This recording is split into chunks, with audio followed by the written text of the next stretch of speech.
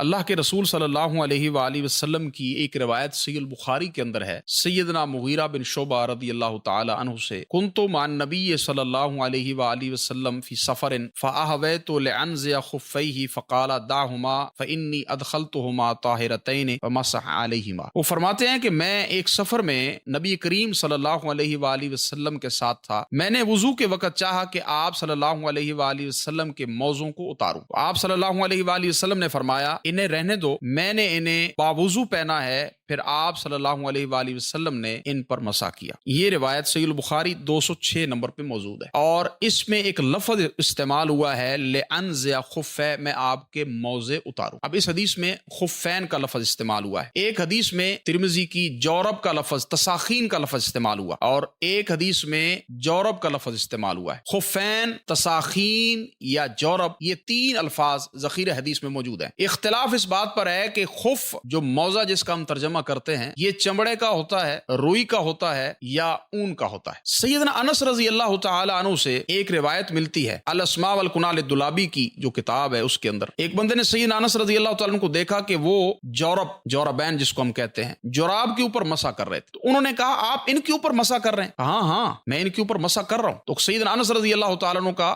کہنے کا مطلب یہ ہے کہ ان کے اوپر بھی مسح کرنا جائز اور درست ہے۔ تو لفظ جورب کی ہم پہلے وضاحت کریں گے اور پھر آگے جو ہے وہ تفصیلاً بات کرتے ہیں۔ عربی لغت کی کتاب ہے قاموس، اس کی جلد 1 ہے اور صفحہ 46 ہے، اس میں انہوں نے جو لفظ جورب کی ڈیفینیشن اور تعریف کی ہے وہ یہ ہے کہ ہر وہ چیز جو پاؤں کے اوپر پہنی جائے اسے جورب کہتے ہیں، یعنی جراب۔ تاج العروض سے کتاب ہے لغت کی، اس میں جو جوراب کی تعریف کی گئی وہ چیز جو لفافے کی شکل میں انسان پاؤں کے اوپر پہن لیتا ہے۔ علامہ عینی فرماتے ہیں جورب بٹے ہوئے اون سے بنائی جاتی ہے اور پاؤں میں ٹخنے سے اوپر تک پہنی جاتی ہے۔ امام ابو بکر ابن العربی عارضۃ الاحفظی میں فرماتے ہیں جورب وہ چیز ہے جو پاؤں کو ڈھانپ لیتی ہے اور اون سے بنائی جاتی ہے۔ عمدۃ الرعایہ میں جرابیں روئی سوت کی ہوتی ہیں اور بالوں کی بھی بنائی جاتی ہے۔ غایت المقصود میں ہے جرابیں چمڑے کی، صوف کی، سوت کی بھی ہوتی ہیں۔ تو معلوم ہوا ان ائمہ لغہ کی تصریحات کے بعد کہ جورب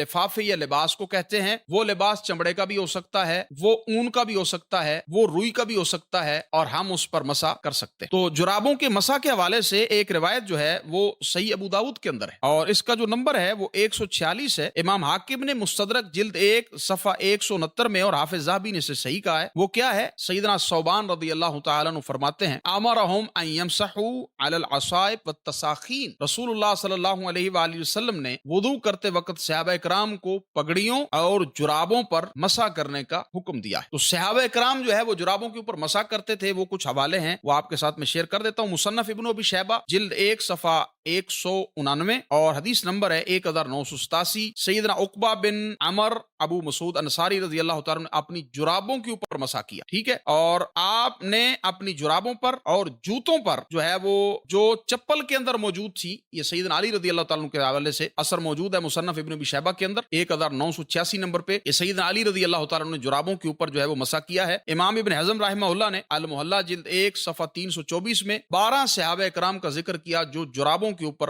مسح کرتے تھے، جن میں سیدنا عبداللہ بن مسعود رضی اللہ تعالیٰ عنہ، سیدنا سعد بن ابی وقاص رضی اللہ تعالیٰ عنہ، سیدنا عمر بن حریث رضی اللہ تعالیٰ عنہ، اور اس طرح سال بن سعد بھی جرابوں پہ مسح کیا کرتے تھے۔ مصنف ابن ابی شیبہ کے اندر یہ روایت موجود ہے۔ سیدنا ابو امامہ رضی اللہ تعالیٰ عنہ بھی جرابوں پر مسح کیا کرتے تھے، یہ روایت بھی جو ہے وہ مصنف ابن ابی شیبہ جلد 1 صفحہ 172 پہ ہے۔ امام ابن قدامہ رحمہ اللہ جو المغنی ان کی کتاب ہے المغنی لابن قدامہ جلد 1 صفحہ 332 میں وہ فرماتے ہیں کہ صحابہ کرام جرابوں کے اوپر مسح کرنا ان کے نزدیک جو ہے وہ جائز تھا اور اس پر ان کا اجماع بھی ہے۔ تو جراب یہ خف جو ہے یہ چاہے چمڑے کا ہو، چاہے اون کا ہو، چاہے سوت کا ہو، اس کے اوپر جو ہے وہ آپ مسح کر سکتے ہیں، بالکل جائز اور درست ہے۔